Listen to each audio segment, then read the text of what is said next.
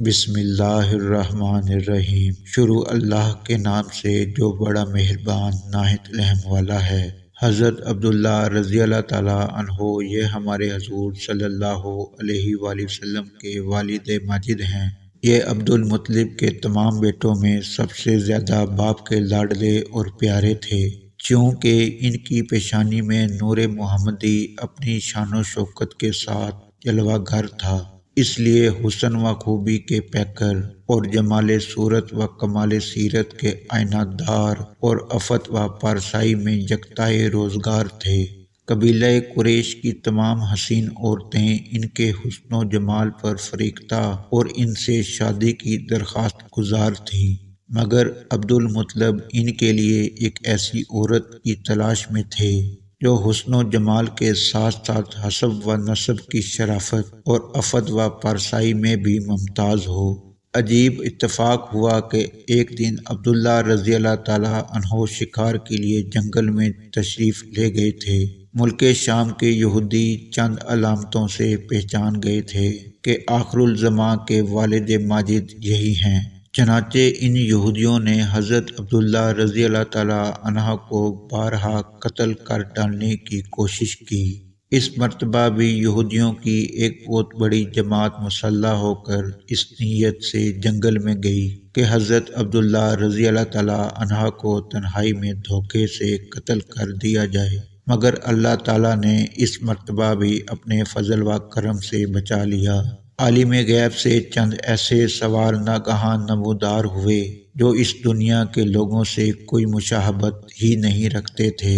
ان سواروں نے آ کر یہودیوں کو مار بھگایا اور حضرت عبداللہ رضی اللہ تعالیٰ عنہ کو بحفاظت ان کے مکان تک پہنچا دیا۔ وہب بن مناف بھی اس دن جنگل میں تھے اور انہوں نے اپنی آنکھوں سے یہ سب کچھ دیکھا، اس لیے ان کو حضرت عبداللہ رضی اللہ تعالیٰ عنہ سے بے انتہا محبت و عقیدت پیدا ہو گئی، اور گھر آ کر یہ عزم کر لیا کہ میں اپنی نور نظر حضرت آمنہ رضی اللہ تعالیٰ عنہ کی شادی حضرت عبداللہ رضی اللہ تعالیٰ عنہ سے ہی کروں گا۔ چنانچہ اس دلی تمنا کو اپنے چند دوستوں کے ذریعے انہوں نے عبد المطلب تک پہنچا دیا۔ خدا کی شان کہ حضرت عبد المطلب رضی اللہ تعالیٰ عنہ اپنے نور نظر حضرت عبداللہ رضی اللہ تعالیٰ عنہ کے لیے جیسی دلہن کی تلاش میں تھے، اور ساری خوبیاں حضرت آمنہ رضی اللہ تعالیٰ عنہما بنت وہب میں موجود تھیں۔ عبد المطلب نے اس رشتہ کو خوشی خوشی منظور کر لیا۔ چنانچہ 24 سال کی عمر میں حضرت عبداللہ رضی اللہ تعالیٰ عنہ کا حضرت آمنہ رضی اللہ تعالیٰ عنہ سے نکاح ہو گیا، اور نور محمدی حضرت عبداللہ رضی اللہ تعالیٰ عنہ سے منتقل ہو کر حضرت بی بی آمنہ رضی اللہ تعالیٰ عنہما کے شکم اطہر میں جلوہ گر ہو گیا۔ اور جب حمل شریف کو 2 مہینے پورے ہو گئے تو عبد المطلب نے حضرت عبداللہ رضی اللہ تعالیٰ عنہ کو کھجوریں لینے کے لیے مدینہ بھیجا یا تجارت کے لیے ملک شام روانہ کیا۔ وہاں سے واپس لوٹتے ہوئے مدینہ میں اپنے والد کے ننھال بنو عدی بن نجار میں 1 ماہ بیمار رہ کر 25 برس کی عمر میں وفات پا گئے۔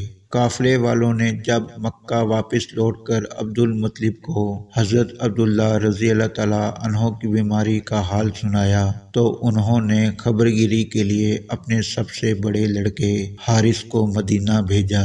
ان کے مدینہ پہنچنے سے قبل ہی حضرت عبداللہ رضی اللہ تعالیٰ عنہ راہی ملک بقا ہو چکے تھے۔ حارث نے مکہ واپس آ کر جب وفات کی خبر سنائی تو سارا گھر ماتم کدہ بن گیا، اور بنو ہاشم کے ہر گھر میں ماتم برپا ہو گیا۔ ایک روایت ہے کہ حضرت عبداللہ رضی اللہ تعالیٰ عنہ کی وفات پر فرشتوں نے غمگین ہو کر بڑی حسرت کے ساتھ یہ کہا ہے کہ الہی عز و جل تیرا نبی یتیم ہو گیا۔